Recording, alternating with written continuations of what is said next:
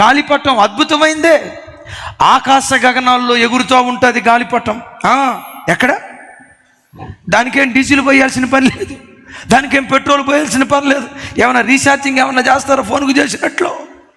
అద్భుతం చూడండి. కాగితపు మొక్కే ఆకాశ గగనాల్లో విహరిస్తూ ఉంటుంది.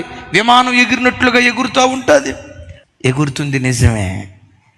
అది అలా ఎగురుతూ అది జాగ్రత్తగా కాపాడబడాలంటే ఆ గాలిపటానికి కట్టబడిన దారం ఒక మనుషుని చేతిలో ఉండాలి. ఆ మనుషుని చేతిలో ఉన్నంత కాలం గాలిపటానికి భద్రత. దారం వదులుతాడు, మరలా పైకి వెళ్ళిపోతాయి. పైకి పంపించినట్టే పంపించి చెప్పండి, మరలా ఏం చేస్తాడు? ఈ గాలిపటం అనుకుందంట అసలు ఆడి చేతిలో ఉండటం ఏంటి? నేను ఆడు లాగుతున్నాడు, నేను పైకి వెళ్ళకుండా కిందకు లాగుతున్నాడు. నేను స్వేచ్ఛగా బ్రతికితే బాగుండు కదని వాని చేతిలో నుంచి దారాన్ని తెంచుకొని గాలిపటం సపరేట్ అయిందంట. వెళ్ళింది పైకి వెళ్ళినట్లుగానే వెళ్ళి ఆ తర్వాత మొండ్ల కంప మీద పడిపోయింది, నడి రోడ్డు మీద పడిపోయి జనాలు తొక్కుకుంటా వెళ్ళిపోతున్నారు. నేను అడుగుతా, గాలిపటమా ఇప్పుడు మొండ్ల పొదల్లో చిక్కుకొని ఎందుకు చిరిగిపోయావు? ప్రజల కాళ్ళ కింద వేసి ఎందుకు నువ్వు తొక్కబడ్డావు? ఏం చెప్తాదో తెలుసా?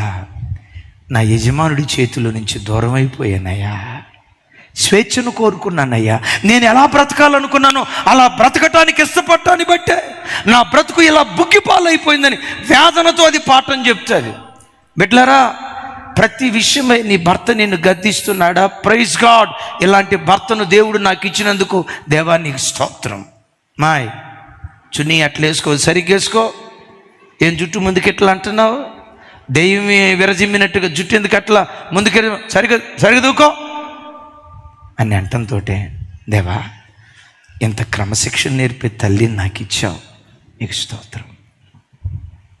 స్తోత్రం. ప్రతి విషయంలో పద్ధతి నేర్పే అమ్మనిచ్చావు, నాన్ననిచ్చావు, నీకు స్తోత్రమని ఆ క్రమాన్ని నేర్పే కుటుంబంలో బ్రతకటం ఒక ధన్యకరం.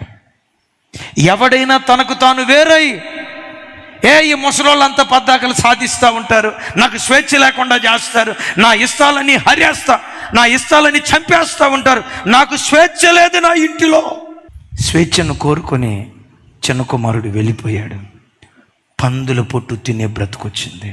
ఎప్పుడు దండించి హెచ్చరించి బుద్ధి చెప్పే సేవకులు సంఘానికి ఉండటం అది సంఘానికి దీవెన. అలాంటి గద్దించి హెచ్చరించి బుద్ధి చెప్పే నాయకులు తల్లిదండ్రులు ఉండటం అది కుటుంబానికి దీవెన.